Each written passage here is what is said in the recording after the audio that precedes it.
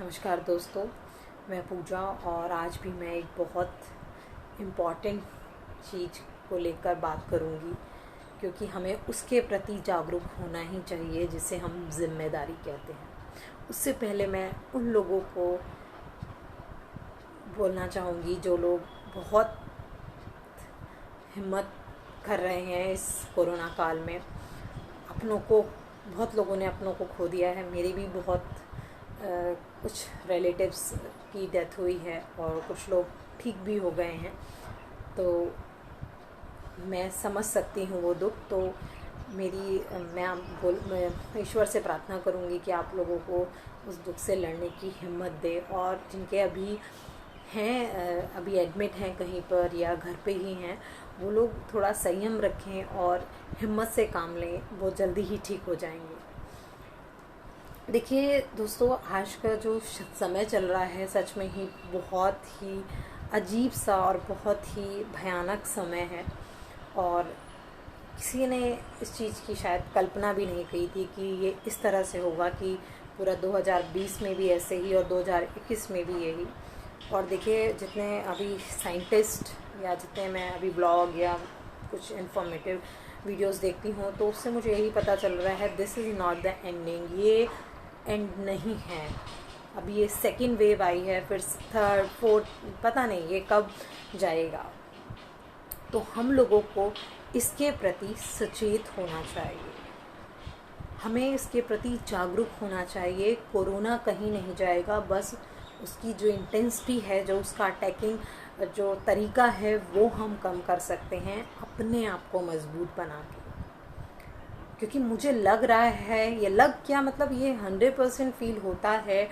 जितनी मैं न्यूज़ देखती हूँ, जितनी सब जगह इतना फैला हुआ है कि लोग डर ज़्यादा रहे हैं, बहुत ज़्यादा डर गए हैं, और लोगों को उसमें कुछ सूझ नहीं रहा है वो क्या करें क्या नहीं। और उसके चक्कर में जो लोग जो भी सही हैं या जिनके परिवार वाले सही हैं, वो लोग अलर्ट नहीं हो पा रहे हैं। उनको लगता है ये किसी दूसरे की प्रॉब्लम है, हमारी नहीं, उसके परिवार का कहा गया है।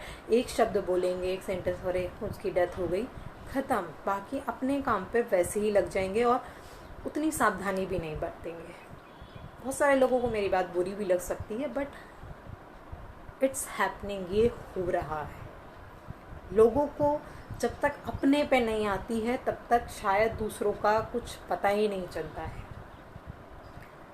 मैं तो मतलब बहुत ब्लेस्ड फील कर रही हूँ कि अभी मैं घर पे हूँ और मेरा इतना मतलब बाहर एक्सपोजर नहीं हो रहा है, तो मैं सेफ़ हूँ। और फिर भी मुझे सावधानी बरतने में कोई भी कमी नहीं रखती हूँ।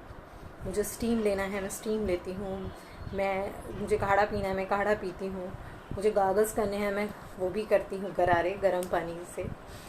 और मैं मास्क पहन के रहती हूँ। अपने नेबर से भी अगर मैं मिलती हूँ तो मास्क पहन के मिलती हूँ। ऐसा ही मैं दूसरों को भी कोशिश करती हूँ बोलने की, भले ही वो बुरा मान जाएं, गुस्सा हो जाएं, कि आप लोग भी ऐसा करिए।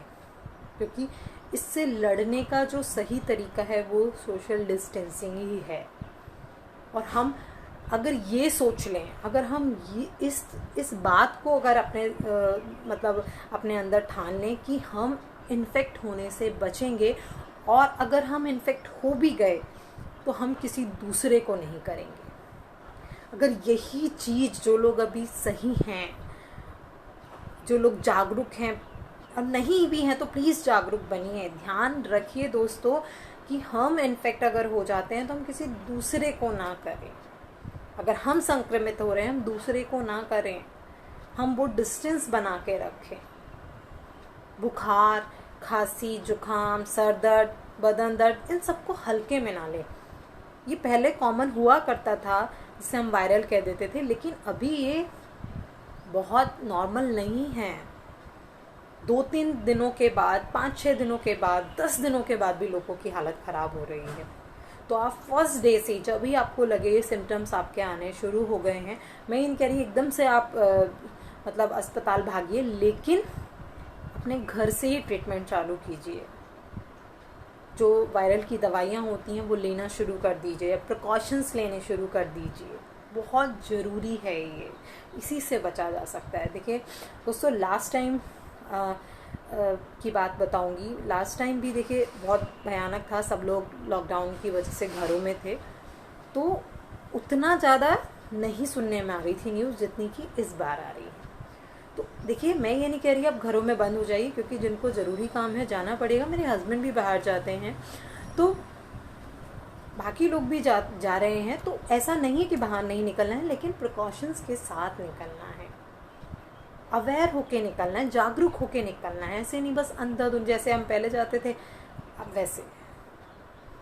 मुझे भी और मेरे हस्बैंड को भी लास्ट टाइम कोरोना हुआ था, लेकिन हमारी इम्यूनिटी मतलब कह सकते हैं अच्छा था, या भगवान का आशीर्वाद, लाइक कि हमें इतना मतलब बहुत बुरी तरह से हम पे अटैक नहीं हुआ था। हम नॉर्मली घर पे थे, और मेरे हस्बैंड ऑफिस जाते हैं, तो शायद वहीं से आया होगा। प्रिकॉशंस लेने के बाद भी आ रहा है, तो सोचिए फिर लेना कितना ज़रूरी है प्रिकॉशंस। तो उसके बाद फिर उनको सिर्फ जुकाम हुआ था, और मुझे 5 दिन का बुखार आया था। लेकिन हम लोगों ने उस टाइम पे वो डाइट जो हमें खाना था, अपना जो खाना था, जो वैसे मैं बहुत नॉर्मल फूड ही खाती हूँ, लेकिन उससे भी ज़्यादा मतलब बिल्कुल जूसेस और सैलेड मैंने खाए थे, और विदिन 5 डेज़ मैं ठीक हो गई थी। और इसका कारण शायद ये भी है, क्योंकि पूरे साल जो मैं करती हूँ योगा, मेडिटेशन, उसने मुझे बहुत स्ट्रेंथ दी, मुझे वो स्टैमिना दिया। वो मेरी इम्यूनिटी इतनी सही थी कि मुझे कुछ ज़्यादा मतलब नहीं हुआ। लेकिन ऐसा नहीं है कि मैं ये सोच के बैठ गई हूँ मुझे पिछली बार हुआ तो इस बार नहीं होगा। मैं अभी भी अलर्ट हूँ, मेरी पूरी फैमिली अलर्ट है, और मैं अपने आसपास के लोगों को भी यही बोलती रहती हूँ कि ऐसा नहीं सोचना है। बस हमें एक दूसरे का अगर साथ देना है तो एक दूसरे को मोहब्बत दिखाने की जगह एक दूसरे को हम ये बातें शेयर करें कि प्लीज़ अपना ख्याल रखें। किसी के साथ चाय की चुस्की लेने से, किसी के साथ डिनर या लंच शेयर करने से अच्छा, किसी के साथ सेल्फी लेने से अच्छा है कि आप उन्हें दूर से ही उनकी मतलब उनकी वेलबींग की प्रार्थना करें, और उन लोगों को भी, अगर आप खुद जागरूक हैं तो आप दूसरों को भी जागरूक करें। यही होती है एक सही जागरूकता, और कोई तरीका नहीं है दोस्तों। अगर आप सोच रहे हैं वैक्सीनेशन इसका तरीका है, तो वैक्सीनेशन सिर्फ इसे पोस्टपोन कर देगा कि 6 महीने 9 महीने तक आपको शायद आपकी अगर आपको कोरोना होता है तो आपको उतना सीवियर नहीं होगा, आपकी इतनी सीवियर हालत नहीं होगी, लेकिन उसके बाद फिर से आपको वैक्सीनेशन की ज़रूरत पड़ेगी।